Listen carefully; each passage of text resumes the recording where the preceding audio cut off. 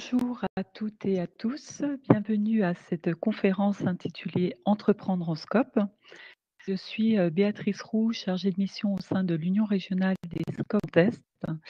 Donc, l'Union régionale des Scopes Grand Est accompagne la création d'entreprises sous statut Scope. Donc, lors de cette conférence, nous allons évoquer les particularités du statut juridique des sociétés coopératives et participatives, donc les sociétés coopératives de salariés, et les possibilités d'accompagnement à la création ou reprise d'entreprise par le réseau Lescope. Si vous le souhaitez, vous pouvez poser vos questions via le chat et nous y répondrons à l'issue de la présentation. Nous ferons un petit temps d'échange de 5 à 10 minutes pour répondre à l'ensemble de vos questions. Merci. Donc nous allons démarrer.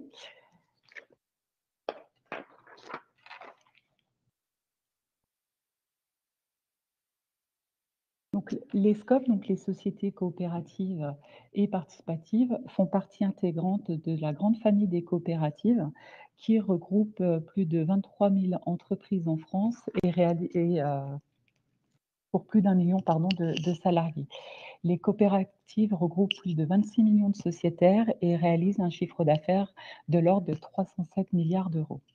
Représentées par COP, elles sont partout dans notre quotidien et se répartissent autour de 3 grandes catégories. Les coopératives d'entreprise, alors telles que les coopératives agricoles ou les coopératives de commerçants, les coopératives d'usagers, telles que les coopératives HLM, les coopératives d'habitants ou les banques coopératives, et les coopératives de salariés, dont les sociétés coopératives ouvrières de production, qu'on appelle aussi les sociétés coopératives et participatives, les SCOP, qui sont les seules entreprises coopératives dont les membres associés sont majoritairement des salariés.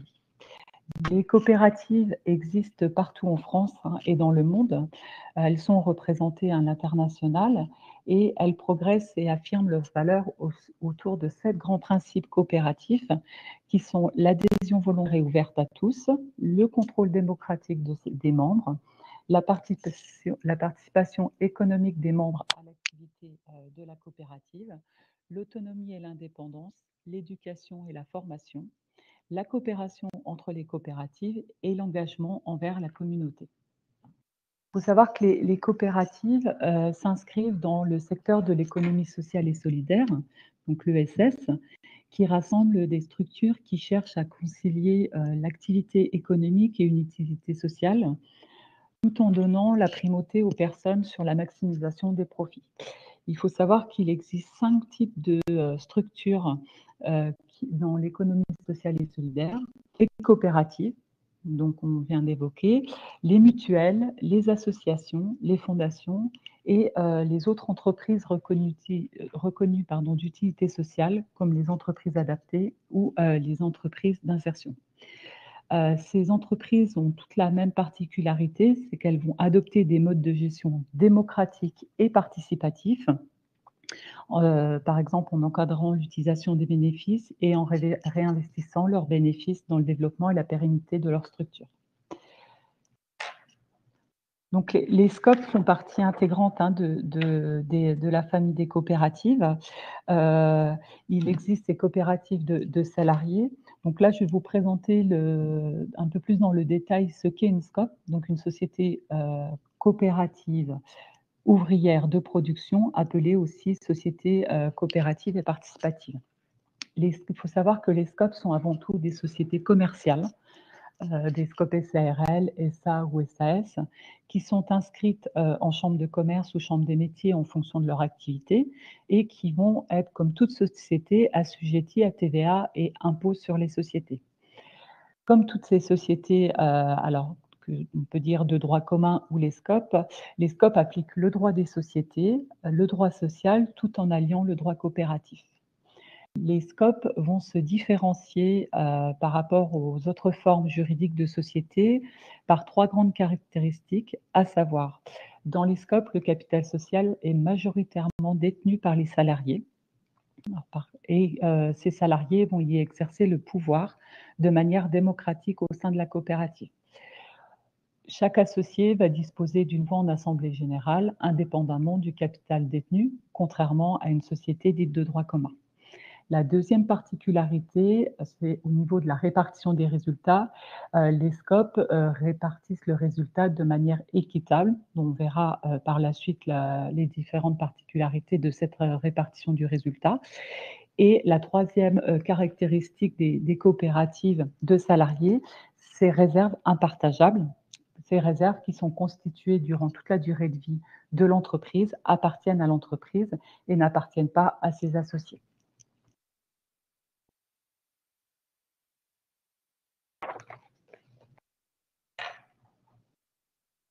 Donc nous allons reprendre ces 3 caractéristiques un peu plus dans le détail. Donc dans une scope, vous allez pouvoir retrouver 3 catégories, différentes d'intervenants. Vous allez, avoir obligatoirement, dans la scope des salariés qui vont être associés. Donc ces, sociétaires vont, avoir la double casquette de salariés, donc ils vont avoir un contrat de travail au sein de la coopérative, mais ils vont être aussi associés, donc être propriétaires de parts sociales dans l'entreprise, qui leur permettra par la suite, hein, de participer à la gouvernance de cette entreprise. Une SCOP doit obligatoirement être constituée au minimum de 2 associés salariés équivalents temps plein pour une SARL ou 7 associés équivalents temps plein pour une société anonyme. Vous pouvez avoir dans une coopérative, et participative des salariés qui, eux, ne sont pas associés, donc simplement des salariés qui sont liés à la coopérative par un contrat de travail, mais ces salariés tendent à devenir associés par la suite. Donc pour l'adhésion de ces nouveaux salariés associés, les statuts peuvent prévoir 2 options, soit une obligation de sociétariat. Dans ce cas, tout nouveau salarié a l'obligation de présenter sa candidature au sociétariat à l'assemblée générale des associés, au terme d'un délai, librement fixé dans les statuts. Par exemple, un salarié qui est présent dans l'entreprise depuis, 1 an, peut demander à devenir associé. Et c'est l'assemblée générale qui reste souveraine quant à son acceptation en tant que sociétaire de cette coopérative. Soit prévoir ce qu'on appelle une candidature libre. Donc, dans ce cas, le salarié est libre de demander à devenir associé. euh, et tout associé qui le souhaite peut devenir, tout salarié pardon, qui le souhaite peut devenir sociétaire en présentant sa candidature aux associés salariés. Vous pouvez avoir dans votre coopérative des associés extérieurs, donc des personnes physiques ou morales qui ont envie de soutenir le projet, heu, peuvent devenir associés de la coopérative. Simplement, au niveau de la répartition du capital social dans la coopérative, il y a des règles à respecter. Dans une SCOP, la répartition du capital social entre les associés doit respecter les principes suivants. Ensemble, les associés salariés doivent détenir au minimum 51% du capital social de la SCOP. Donc le capital dans les coopératives est détenu majoritairement par des salariés associés. De ce fait, les associés extérieurs ne peuvent détenir au maximum que 49% du capital social. Aucun associé ne peut détenir à lui tout seul plus de 50% du capital social. Ainsi, dans une coopérative composée de 2 associés salariés, le capital est réparti égalitairement entre chaque salarié associé, donc chacun d'entre eux détenant 50% des parts sociales. Vous pouvez avoir des coopératives, qui, vont de 2 salariés à 200 salariés, pour lesquelles la majorité des salariés sont associés, ou d'autres, vous avez des taux de sociétariat qui peuvent être, de 50 70, 80.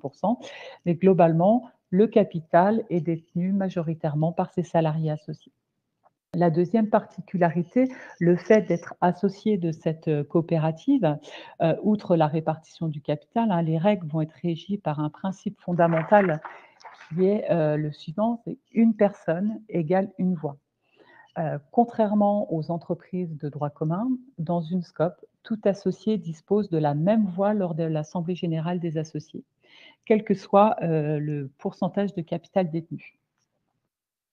À ce principe, il convient de rappeler, la limite quant au nombre de voix, que peuvent représenter les associés extérieurs. Les associés extérieurs, eux, sont limités autant en capital social, comme nous l'avons vu à l'instant, à hauteur de 49% maximum. Les associés extérieurs vont être limités à 35% des droits de vote. Donc, c'est-à-dire que les salariés détiennent la majorité du capital et détiennent la majorité des droits de vote à l'Assemblée générale en fonctionnant selon le principe une personne égale une voix. Dans une SCOP composée de 2 associés salariés, vous pourrez avoir qu'un seul associé extérieur, puisqu'il détiendra un tiers des droits de vote, par exemple.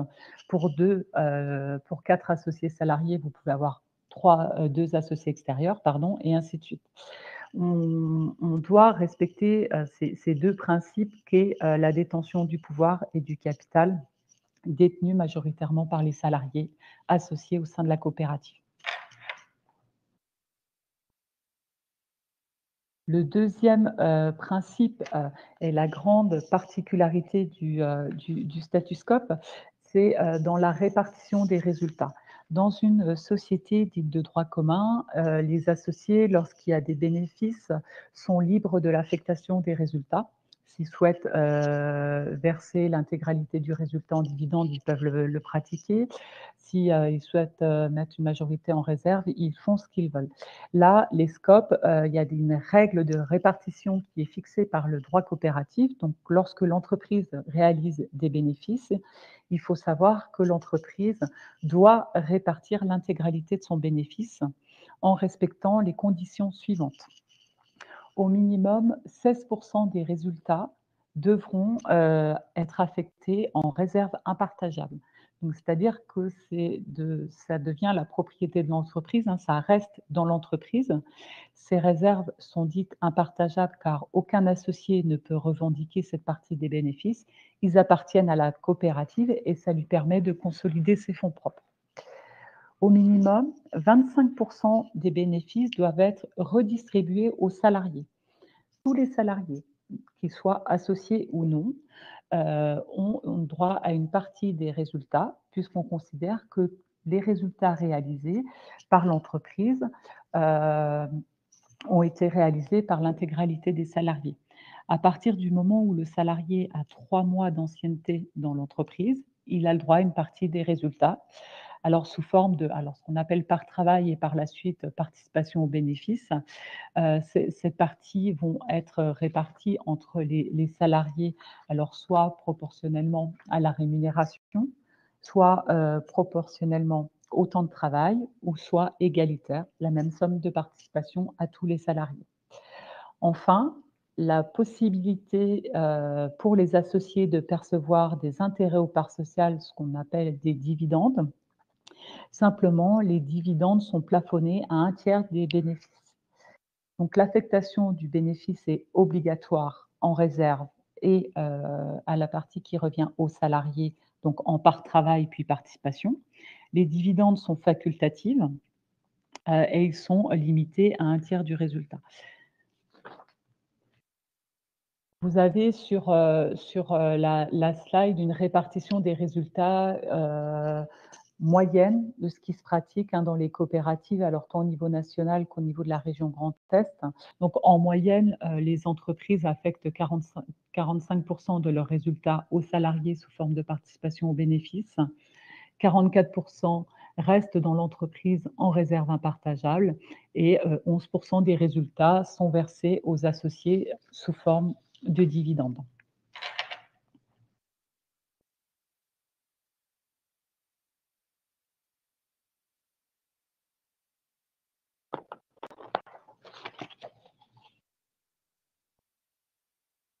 Donc après vous avoir exposé ces 2 grandes particularités liées au statut, nous allons revenir sur le statut des salariés associés.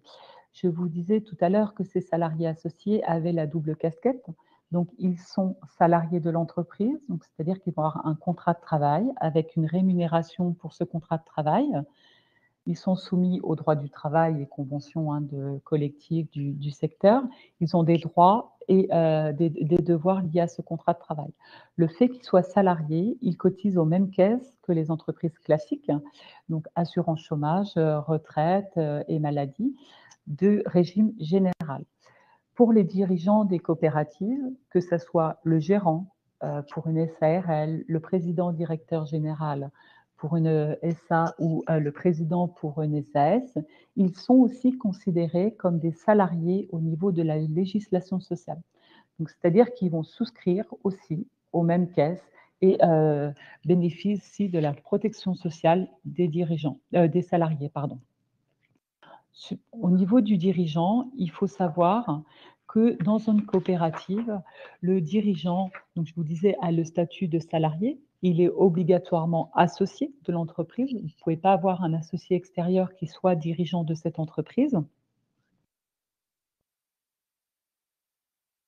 Et le dirigeant est élu par l'ensemble des associés en assemblée générale. Alors pour une durée maximum de 4 ans et il est redoublable indéfiniment. Par ailleurs, le dirigeant qui ne verrait pas son mandat social renouvelé conserve son contrat de travail dans l'entreprise.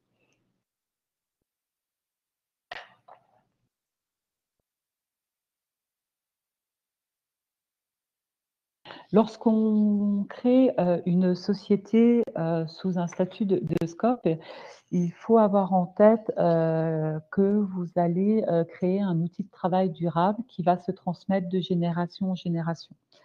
Cet outil de travail va permettre un maintien et une continuité de l'activité sur le territoire et vous avez en fait quelques particularités. Au niveau du capital social, qu'on a évoqué tout à l'heure, les salariés sont associés, les associés extérieurs peuvent être associés mais de manière limitée. Il faut savoir que les sociétés coopératives sont des sociétés à capital variable. Donc, c'est-à-dire qu'on peut devenir associé facilement de la coopérative, il n'y a pas de formalisme particulier. Une personne qui demande à être sociétaire euh, est acceptée par l'assemblée générale, le capital va augmenter, un associé qui se retire, le capital va diminuer. Il n'y a pas d'inscription à faire au niveau des changements de capitaux, puisque dans une société classique, lorsque vous avez un associé qui quitte la société, il doit vendre ses parts à un autre associé ou un associé extérieur. Là, dans les coopératives, c'est la coopérative qui va rembourser les parts sociales à l'associé sortant qui, par la suite, admettra de nouveaux salariés associés ou des associés extérieurs. Lorsque un associé quitte la coopérative, il faut savoir qu'il n'y a aucune plus-value sur le capital. Les parts sociales qui sont détenues par les associés dans les sociétés coopératives sont remboursées à la valeur nominale, sans plus-value. Donc, un associé qui détenait 1 000 € de capital au moment de la constitution de l'entreprise, s'il quitte l'entreprise 5, 10 ans, 20 ans après la création de l'entreprise, il repartira avec son capital à la valeur d'origine, sans aucune plus-value. Ce qui est différent d'une société classique, puisque dans une société classique, lorsque vous la quittez, il y a évaluation des parts sociales et valorisation des titres et des parts sociales détenues lors de la sortie. Là, dans les coopératives, les associés salariés, certes, ne font pas de plus-value sur leur capital social au moment du départ, mais la plus-value va se faire tous les ans avec la répartition du résultat. Comme on a vu tout à l'heure, hein, les dividendes qui peuvent être versés aux associés ou, pardon, la part travail, la partie qui revient aux salariés. Il faut savoir que lorsque vous souhaitez créer une société sous statut SCOP, vous ne pouvez plus changer de statut juridique. C'est un statut à vie, hein. Heu, on peut transformer une société de droit commun en coopérative, mais on ne pourra pas revenir en arrière, donc passer d'une coopérative à une société de droit commun. Ceci est lié au fait que les réserves de l'entreprise, on évoquait tout à l'heure, les réserves sont impartageables et c'est la propriété de l'entreprise. Donc on ne peut pas évoluer d'un statut coopératif à une société classique, mais inversement, ça peut se faire. De même qu'on peut changer de forme juridique, on peut passer de SCOP SARL à SCOP SA, de SCOP SA à SCOP SAS et ainsi de suite, mais on reste avant tout une société coopérative et participative. Un point qui est, à prendre en compte, on dit que la SCOP, ne peut pas se revendre. Elle va se transmettre de génération en génération. En effet, lorsque les associés quittent la coopérative, c'est les associés salariés encore présents dans la coopérative qui vont continuer l'activité et ainsi de suite. C'est pour ça que vous avez des coopératives présentes, en tout cas sur la région Grand Est, depuis de nombreuses années. La plus ancienne coopérative sur notre région est située à Troyes, elle a 125 ans, et donc c'est les salariés, nouvellement embauchés qui continuent l'activité de la coopérative. Si la coopérative doit s'arrêter, en cas de cessation de l'activité de manière amiable, il faut savoir que, le boni de liquidation, donc ça veut dire que le patrimoine de l'entreprise est supérieur à ses dettes, hein, ne reviendra pas aux associés qui auront arrêté la société. Il reviendra soit à une structure de l'économie sociale et solidaire, une association, une coopérative ou au mouvement coopératif ou au réseau des SCOP.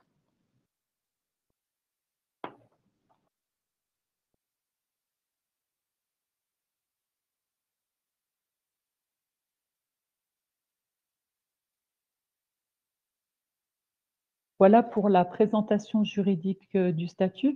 Donc maintenant, je vais vous, présenter, les modalités et l'accompagnement porté par, le réseau Les SCOP.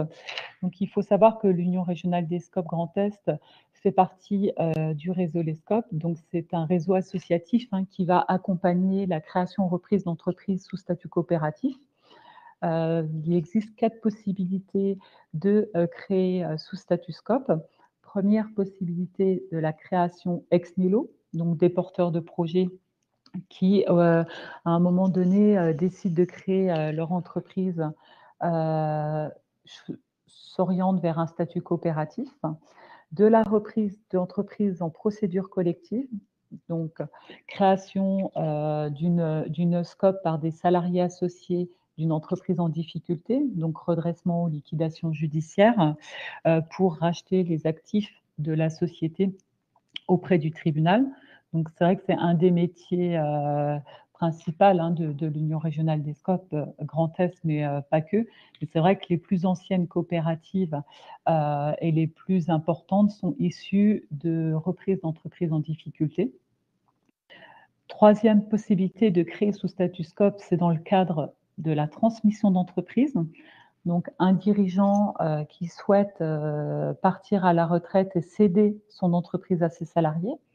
Donc, on va, accompagner les salariés dans le rachat des parts sociales du cédant, par voie de transformation de l'entreprise en SCOP ou créer une SCOP qui va racheter le fonds de commerce de l'entreprise à racheter.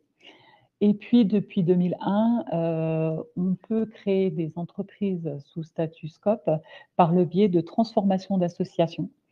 Donc des associations qui réfléchissent alors soit à des problématiques de gouvernance, soit, des problématiques, économiques et qui envisagent de passer sous un statut commercial, tout en gardant les principes de l'économie sociale et solidaire, peuvent se transformer en société coopérative et participative sans, modification de la personne morale, hein. C'est une poursuite, de la personne morale, donc poursuite de l'activité de l'association, mais simplement on adopte un nouveau statut. Lorsque nous sommes, sur de l'accompagnement à la création d'entreprise, en fait, le réseau Les SCOP va accompagner, les porteurs de projets en proposant, un accompagnement complet.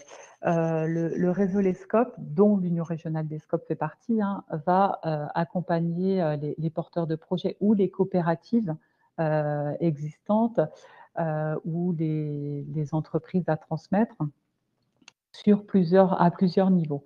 Premièrement, on va accompagner les porteurs de projets dans l'aide à la création et au montage du projet. Nous allons travailler avec, les porteurs de projets, sur, le modèle économique et la viabilité économique du projet. Donc c'est réfléchir à l'activité, de l'entreprise, réfléchir au financement du projet de création ou reprise, mais aussi réfléchir sur les aspects juridiques, accompagner les porteurs de projets sur la structuration juridique, la gouvernance à mettre en place au sein de la coopérative, rédaction des statuts et accompagnement à l'immatriculation de la société. Il faut savoir que le réseau Lescope, au-delà de faire de la création-reprise d'entreprise, va aussi suivre les coopératives qui ont été accompagnées par le réseau durant toute la durée de vie de la coopérative. Lorsqu'on parle d'un accompagnement et de suivi de la coopérative, cet accompagnement va porter sur deux grands points, un accompagnement économique de la coopérative et un accompagnement juridique sur les spécificités liées au droit coopératif. En fait, les coopératives qui ont été accompagnées par l'Union régionale des SCOP adhèrent à notre réseau et ce qui leur permet après d'avoir un chargé de mission qui va suivre le développement de cette coopérative. Le mouvement coopératif va aussi accompagner les dirigeants dans leur prise de fonction en tant que dirigeant de coopérative, hein, puisqu'on ne naît pas forcément dirigeant. Je disais tout à l'heure, le dirigeant des coopératives est élu par l'ensemble des associés. Il est avant tout salarié, donc il faut qu'il apprenne à devenir dirigeant. Donc on va accompagner le dirigeant dans sa posture de dirigeant. On va être là en cas de soutien, notamment sur de la prise de décision du développement, sur des problématiques particulières.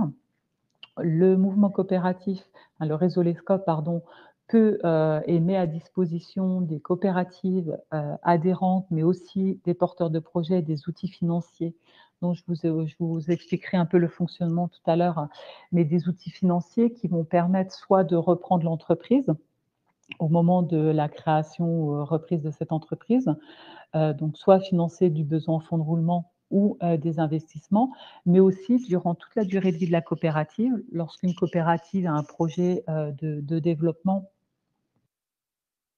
le mouvement coopératif peut accompagner les coopératives dans le financement de ces projets de développement. Et puis, l'accompagnement se poursuit aussi dans des formations de dirigeants, mais aussi des formations des salariés associés, permettant aux salariés de leur expliquer les principes coopératifs, pourquoi on devient associé et quel est le rôle d'un associé salarié dans une coopérative.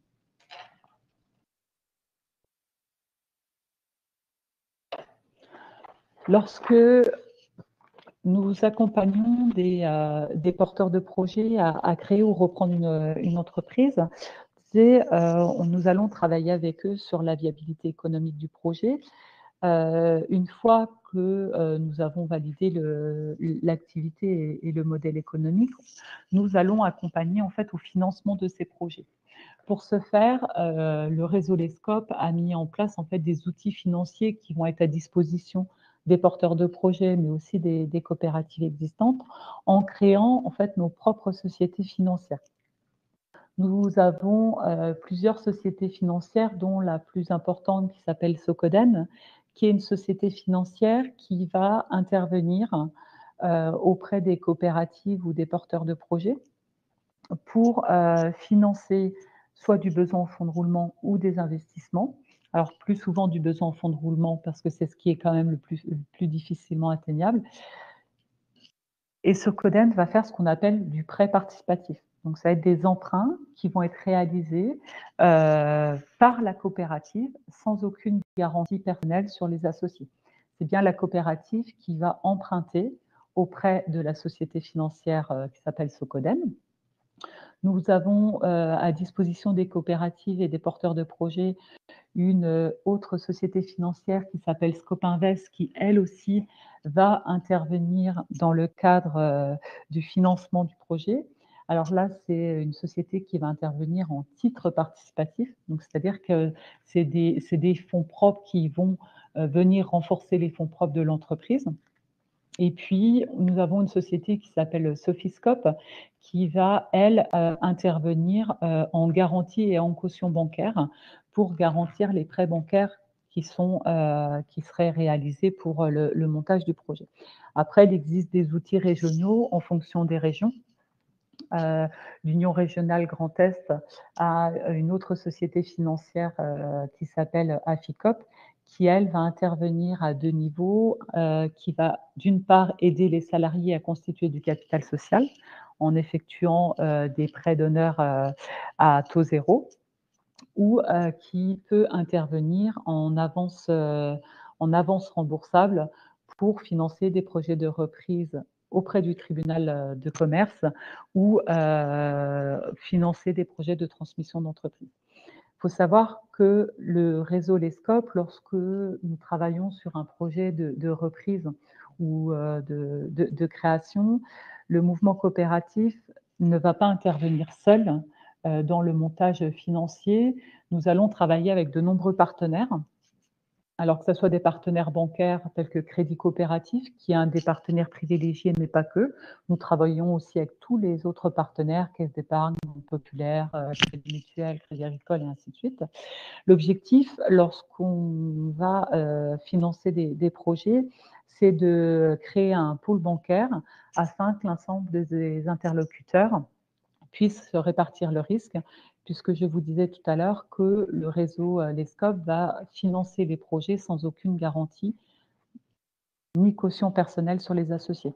Donc on peut être amené à travailler avec le réseau France Active, qui lui va financer du besoin aussi en fonds de roulement et va garantir des emprunts bancaires. On peut travailler avec BPI, Caisse des dépôts. L'objectif, c'est de répartir le risque sur plusieurs financeurs dans le cas des projets de création. Nous travaillons aussi énormément avec la région Grand Est, qui soutient fortement la création de coopératives, puisque la région Grand Est a plusieurs dispositifs, dont un pour les SCOP qui s'appelle la bourse d'émergence. Donc la région Grand Est, en fait, peut verser des subventions aux salariés associés de coopératives pour les aider à constituer une partie de leur capital social. Donc, ce dispositif bourse d'émergence permet aux salariés de doubler le capital social qu'il a intégré dans l'entreprise. Alors, dans la limite de 4 000 € par salarié associé, mais ça permet quand même de faire effet levier auprès des financeurs pour pouvoir reprendre des entreprises. Puisque je vous disais tout à l'heure, il existe des coopératives, en tout cas pour la région Grand Est, qui vont de 2 salariés à 200 salariés, avec des besoins de financement qui peuvent aller voilà, de 10 000 € à plusieurs milliers d'euros. Donc, l'objectif, lorsqu'on accompagne ces projets-là, c'est de mettre à disposition des porteurs de projets tous les outils nécessaires à la réalisation des projets.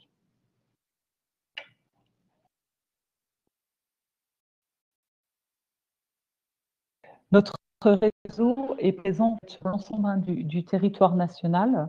Donc, nous sommes un réseau entièrement associatif qui est fédéré par une confédération générale des SCOP, qui, elle, a une mission en fait, d'animation et de coordination de notre réseau et de représentation et de lobbying auprès des pouvoirs publics. Faire connaître les coopératives et accompagner le développement des coopératives.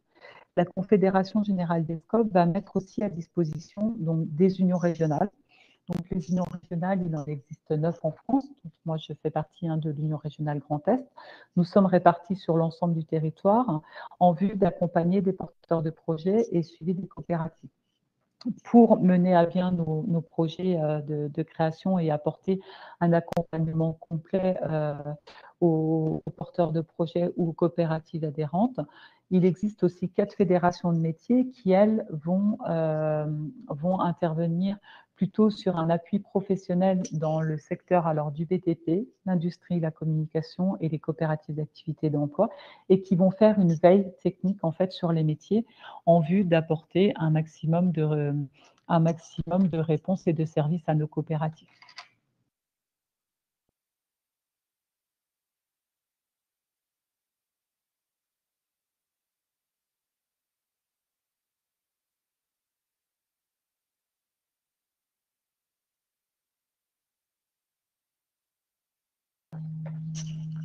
Donc, l'Union régionale des SCOP Grand Est, donc je vous disais, donc, nous sommes présents sur l'ensemble de la région Grand Est, donc anciennement Alsace-Lorraine-Champagne-Ardenne. Le réseau, alors tant au niveau national qu'au niveau régional, tend à se développer. À ce jour, au niveau national, il existe plus de 4000 coopératives pour 70 000 salariés et sur la région Grand Est, 190 coopératives pour plus de 4000 salariés. La progression est constante hein, sur l'ensemble du territoire national. Vous avez des coopératives. Alors, les coopératives ne communiquent pas forcément hein, sur le fait qu'elles sont coopératives, mais peut-être qu'autour de vous, vous avez déjà rencontré et vous en connaissez une. Sachez qu'on peut créer des coopératives dans tout domaine d'activité. Vous pouvez très bien avoir des coopératives qui soient dans le domaine culturel, dans la création, l'animation, dans le développement durable, des bureaux d'études, dans le recyclage. Avec une majorité quand même des coopératives, alors pour la région Grand Est spécialisée dans le BTP, donc bâtiments, travaux publics et l'industrie, mais on voit de nouvelles activités quand même émerger dans le recyclage, la culture. Alors toutes ces entreprises ont en moyenne, la moyenne des entreprises sur le territoire Grand Est, c'est 22 salariés associés. Et la plus petite coopérative, donc c'est 2 salariés, et la plus importante sur la région Grand Est est une coopérative de 200 salariés associés qui est présente en, dans le Bas-Rhin, pardon, et qui est spécialisée dans le bâtiment et travaux publics. Pour finir, je voulais simplement vous montrer une petite photo des coopératives existantes. Alors, comme je vous le disais tout à l'heure, hein, les coopératives ne communiquent pas forcément lorsqu'elles sont coopératives, mais le fait de voir peut-être certains logos. Donc, sur notre région, vous avez des coopératives alors qui sont assez variées, hein, aussi bien des entreprises coopératives comme Citis qui vont proposer un service d'autopartage, que des coopératives dans le bâtiment comme les établissements de fourniture de matériaux Big Mat dans les Vosges qui sont en coopérative, des entreprises, je vous disais tout à l'heure, de recyclage des déchets telles que le Relais Est et le Relais Lorraine, qui sont des coopératives de recyclage des déchets textiles, des entreprises qui peuvent être des magasins bio, des bureaux d'études, des cabinets d'architectes. Les plus grosses coopératives, la plus grosse coopérative présente au niveau national, donc c'est les logos que vous avez sur votre gauche du diaporama. Vous pouvez avoir alors le groupe UP, qui est le groupe Chèque Déjeuner, qui est une des plus grosses coopératives présentes sur notre territoire national, qui regroupe 1500 salariés. Vous avez Enercop, hein, qui est dans la production d'énergie renouvelable, Eticable et groupe Scopelec. Enfin, voilà. C'était juste pour vous donner une image en fait, des coopératives existantes sur notre territoire. J'en aurais fini avec la présentation du Statuscope. Si vous souhaitez, nous allons pouvoir reprendre, si vous avez des questions, il nous reste encore quelques minutes pour pouvoir échanger et répondre à vos questions. N'hésitez pas, si vous avez besoin d'informations, à vous rendre sur notre site internet lescopesgrandest.coop ou nous appeler directement. Hein, vous avez toutes nos coordonnées sur le diaporama. Nous sommes à la disposition des porteurs de projets hein, pour vous accompagner, pour avoir un premier échange, voir sur la viabilité de votre projet. Alors, je ne sais pas s'il y a des questions.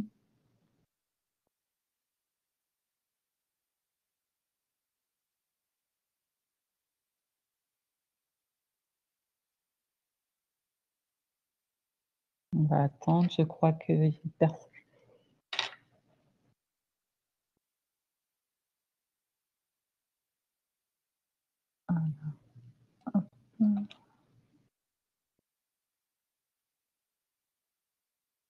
Alors, une question. Peut-on créer une scope de service style sophrologie, formation et coaching?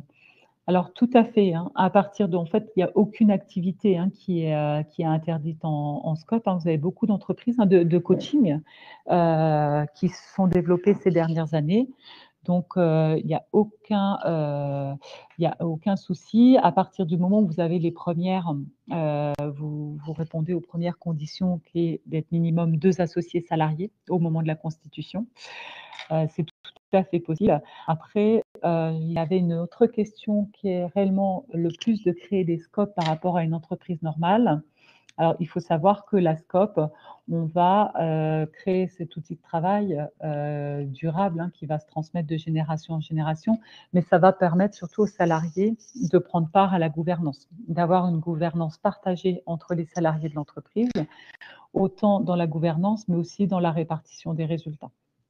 Heu, on va créer vraiment un outil de travail durable, qui va se transmettre, hein, de génération en génération, qui va rester sur le territoire et qui va, continuer à se développer. Alors, est-ce que l'associé d'une SCOP peut être une personne morale? Oui, tout à fait. Ça fait partie, en fait, des associés, extérieurs, qu'on évoquait tout à l'heure. Donc des personnes qui ne sont pas, salariées de l'entreprise, sont considérées comme salariés, associés extérieurs. Et ces associés extérieurs peuvent très bien être une personne physique qu'une personne morale. Simplement, si c'est une personne morale qui est associée extérieure, dans la SCOP, cette personne morale ne pourra pas être dirigeant de cette entreprise. Il faut que ça soit obligatoirement un salarié associé qui est le dirigeant de cette entreprise.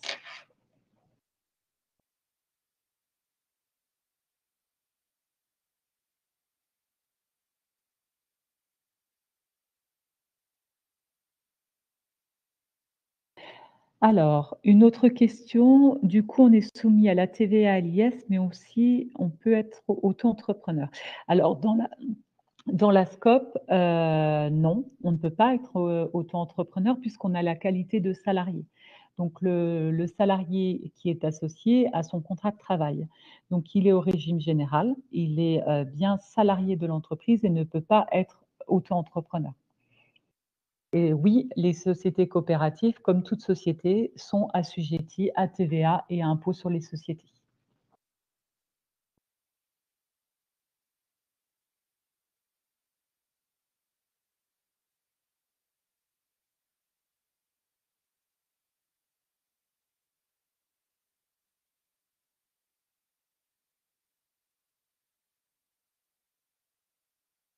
Et je vois qu'il n'y a plus de questions, donc je tiens à vous remercier, de votre présence aujourd'hui. N'hésitez pas à nous contacter si vous avez besoin de plus d'informations et encore merci, de votre participation et à bientôt et bonne continuation à tous. Au revoir.